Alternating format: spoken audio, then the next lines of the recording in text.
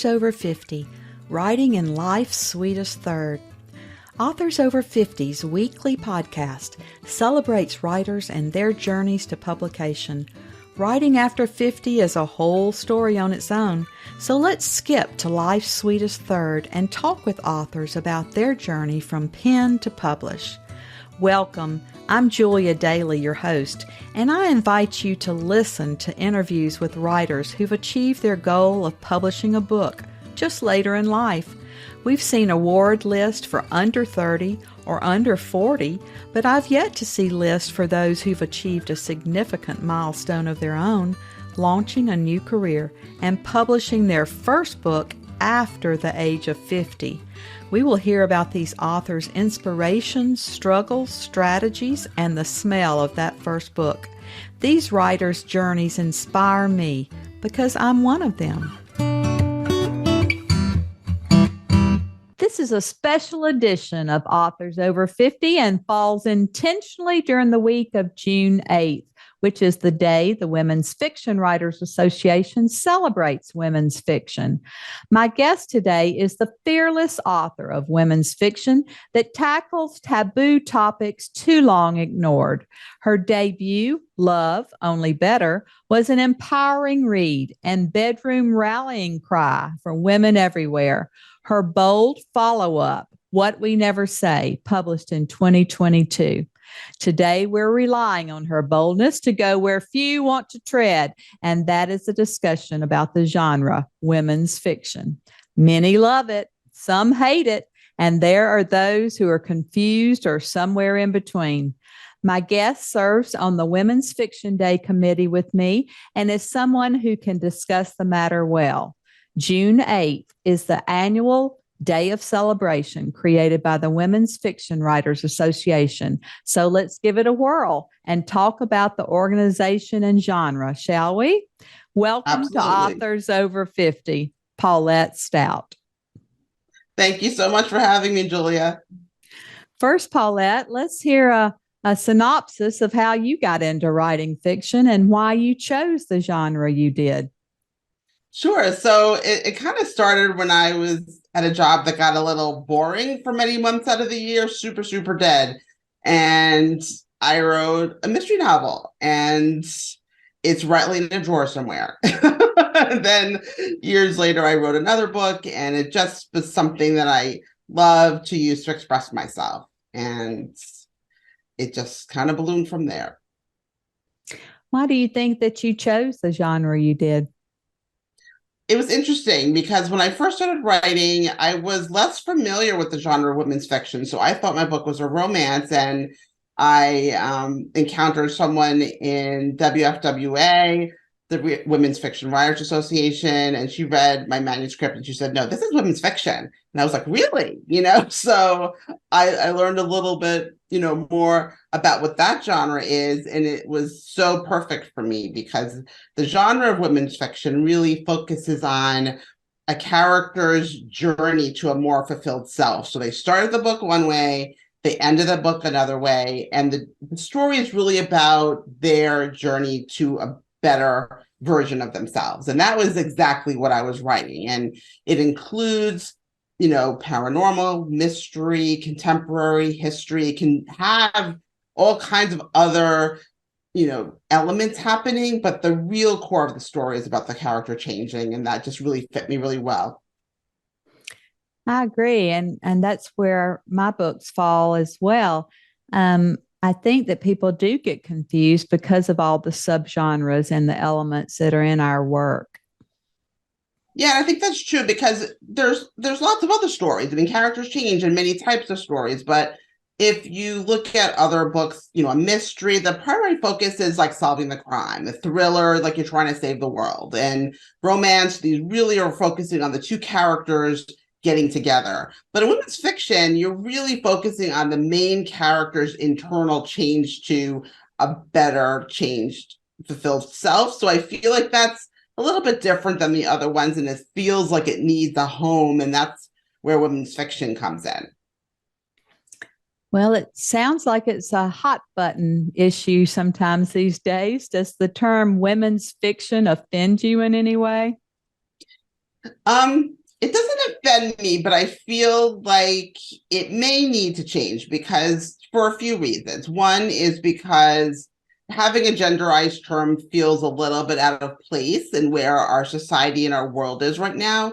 But also, I think it might be limiting opportunities for the people who write women's fiction stories because it implies that the books are maybe only about women or only for women, and that potentially, people who identify as other genders, including men, wouldn't enjoy those stories. And, I can vouch for that that's not true. These are universal stories of transformation that everyone would enjoy. I had this book over my shoulder here. If you're listening to the video, watching the video, it's I gave it to someone and her husband stole it, and then she didn't know where the book was, and she had to wait till he was finished reading it to get it back. So that's just one individual sample, and I'm sure there's multitudes of why these stories are really should appeal to a wider audience, and why maybe the term is limiting the readership of what is already a really popular genre.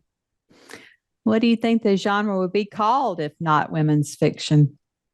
It's really interesting because every term I've heard has its own problems. I've heard book club fiction, but that, if you're not in a book club, does that apply to you? People say upmarket, but not all the stories are upmarket. Heard contemporary, but not all the books are contemporary. So it's interesting. Whenever you want to replace a term, you need another term, presumably that's better. So I am not exactly sure what that term is yet. Even transformational fiction may be confusing for people. What is transformation? You should be able to, I'm in marketing, so you should be able to look at a headline and understand what it is, and the same applies to a genre. So there's some work that needs to happen there, but I think maybe it'll serve everybody if we find something different. And I've had editors who read my book, and one would say commercial fiction, one would say book club fiction, one would say upmarket. And I think we're all just so confused by all these terms these days, especially if you're not in the publishing industry. So I think we're going to all have to define maybe more than just women's fiction. Yeah, and it's so interesting because we also want to have a home of some kind for these stories of transformation because they are different than the other ones I talked about earlier. And we want readers to be able to find stories they like. And that's really what the purpose of a genre is. It's to help readers find stories like the one they've already read so they can read more of them. So we just need to figure out what's the best name for it. But we want a home for sure. And where our books fit on the bookshelf in the bookstore. Exactly. Because right now my books are shelved in fiction, which is what they are. But sometimes it's helpful for readers to have a little bit of a narrower segment to find the right types of fiction, because if you put my books in fiction and you put James Patterson books in fiction, they are both fiction, but they're very different. That's a very broad term, fiction. It is. Especially for readers. Readers do want their little niche and where they enjoy those topics. For sure. And then writers also want a home too. Writers have unique needs. And I think that's why WFWA is so helpful, because it's a place for writers of these stories to find like-minded peers to network with and to, problem solve together. And it's really useful organization to have. Well, tell us how you became involved with WFWA and more about those benefits that they offer us. Sure. I think that, writing is a very lonely endeavor. You're sitting at a computer screen or at your scratch pad or however you create, and you're alone and you're making stories up in your head. And sometimes your family doesn't really understand what you're going through, and the people in your life are just sick of hearing about that story that you've been talking about for 20 years. So it's nice to have a place where, oh my God, we get you. We know exactly what you're going through. We have those crazy, browser results of all kinds of crazy things. How long does it take for blood to dry, or, whatever it is. We understand. So it's nice to have a place to go, a community of people who understand what you're going through and you have people at a range of experiences from just, pre-published to, you've got 30, 60 books. So it's nice to be able to tap into those minds of people, and even just understanding funny cat memes, whatever you need at that moment, you usually can find it in the community at WFWA. Did someone introduce you to WFWA? How did you find out about the organization? I think I was searching online because I was just trying to find a place for myself, of where this story of mine would fit, since it didn't seem to fit every place else, and it fit beautifully here. We have a maybe not perfect name, but the community is amazing. I've met so many supportive writers in the organization and built a community online, but this is the 10th year of the organization, and we have a huge conference in the fall. What do you like most about WFWA conferences? My pull toward this conference is to meet all of you I've only met online and on all these Zoom classes and meetings, but also the extended sessions, the master classes, I think with Courtney Mom are going to be really fantastic. Yeah, I signed up for a masterclass on Saturday for sure. I think mine might be about, story or character arcs or something like that. I can't remember which, but I love going in person because, we are usually alone, especially in the age of, COVID, where some people aren't traveling as much.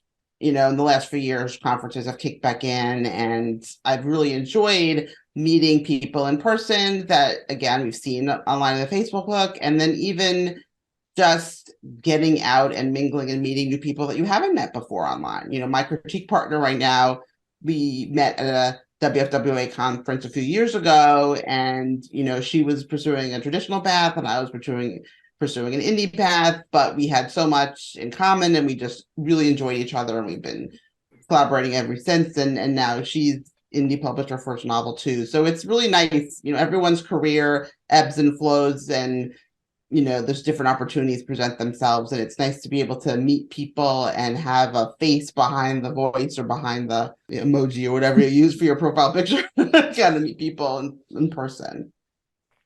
Well, you mentioned the word indie. Indie is a very malign title sometimes. And recently I saw that you had a thread blow up on social media about traditionally published authors and indie authors. What do people have to say on this subject? It's so interesting because when I first joined WFWA, we have a subgroup on Facebook for indie authors, and it was kind of dead in there. It was kind of, I mean, there are people obviously who indie publish, but it really wasn't a thriving community that it is right now within the broader WFWA. And I just felt like we needed to talk about the different publishing paths a little bit more, and not just presume that everyone wanted to go the agented route to find a traditionally published business to publish their books. There's a lot of us out there, and it just really blew up because there are a lot of authors within WFWA right now, many further along than I, that have indie published their books. And when I say indie, I mean self-published. And I think the traditionally held view of self-published books was the tsunami of crap. There was a very famous blog post like 10 years ago about the tsunami of crap, but it really isn't the case. It's a craft of its own. There are a lot of us who take the quality of the writing very seriously. We go through the same phases of publishing, from developmental editing to copy editing and proofreading. We use professional interior designers, many of us. We have professional cover designers. We do the same quality control checks with beta readers and additional readers. And the quality of the writing and the storytelling is really high. And I think that it's been very popular because there are lots of us within the women's fiction space, especially, that have stories that don't necessarily fit really neatly in a box, where that makes it harder for a publisher maybe to sell it to a distributor, but it makes it really appealing for readers, who just really love, I've never read anything like that. I love when I hear that from people, that they appreciate the storytelling, even if it doesn't necessarily fit within a box. So I think that's a great space for indie. And I think it's a great space for women's fiction, frankly, because a lot of these stories are complicated on many levels, and there's a home for us here. Well, self-publishing might have been crap many years ago, but there's so many options today for authors to be able to publish, and it's no longer viewed in that way, I think. And I think, speaking of terms that are all often confusing or misleading, indie is also a term that's used for small presses, for hybrid presses, for self-published, for all different types. So I think, we need to really hone in on what, or maybe we don't. Maybe we don't need to hone in on what these titles mean. Yeah, I think there are, like you said, many publishing paths. I think it depends on the community you're in. And I think that many in the publishing space have kind of maybe thrown up their hands a little bit that self-publishing is kind of co-opted the term. I think when people talk indie publishing right now, I think most people think of self-publishing and they view independent publishers that are not, the big five are still maybe small press. I think that's probably a more frequent term. And hybrid publishing obviously is a little bit of a combination where authors potentially pay for certain services, but then the publisher does handle some of the distribution pieces. But in the hybrid model, many are still paying for a large amount of the services as you would if you were indie publishing. So it's good to be careful if you're going a hybrid path to make sure you're going with an ethically run organization. And there's been I think it was either the Authors Guild or their counterpart in the UK that came up with basically like a standard that you should be looking for if you are going to be hybrid publishing to make sure that you're going with an ethical organization. I think that's very important. I interview a lot of people who are from a very respected hybrid. It's no longer a vanity press, but it's really investing in yourself, which you're going to have to do one way or the other, especially if you go the self-published route. You're talking about having an artist do your covers and inside designers and your editors and all of that. So one way or the other, we have to invest in ourselves as professional authors. Oh, for sure. And I think that even if traditionally published, whether a small press or a large press, you'll find that you are required to invest in yourself, as you say. Mm-hmm. Many expect you to use your advance on marketing the book because they want to make sure that there's push and pull to get the books off the shelves and find readers. So whatever path you take, you are expected to put some muscle behind getting the book out there and known.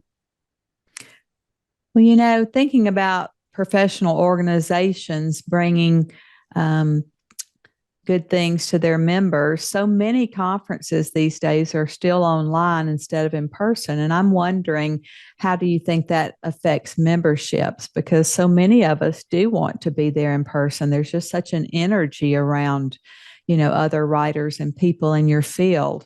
And I'm just wondering how these organizations are surviving. Do you think having everything online, because honestly, I didn't know what Zoom was until until the pandemic, and now I use it all the time. So I'm just wondering if that affects our organizations any, especially in memberships. I think that people are craving community, and I think they're craving face-to-face community. And there are plenty of events that are solely online. And I think that in our remote world right now, it's nice to have those times where you are having those face-to-face human connections. So for me, I work from home. I have for way before COVID. So I've been using Zoom for years, and the equivalent before that's, Skype and so forth. But I think there's nothing that's going to replace that face-to-face time, because there's conversations and interactions that you have in an in-person environment that you just won't have online. Some companies are, starting meetings 10 minutes earlier so you can have that coffee, the water cooler talk that maybe you would have had by the coffee machine that now you're not having anymore. So I think that for those who are uncomfortable traveling, or for which the cost is prohibitive, which is totally understandable, in person may not make sense if it's, requires, plane travel. But for those who are able to and choose to travel, I think that in-person events are extremely rewarding, and they create friendships and relationships that you just can't duplicate in the online environment in many cases. And talking about the pandemic and all of these meetings online, it's certainly changed the way we do business in this country and elsewhere, because not many years ago, employers didn't want their employees working from home. They thought they were going to, just not be doing much work. But I have found that since you're working from home, you can be on call 24/7 and on your computer until midnight instead of a 9 to 5 job.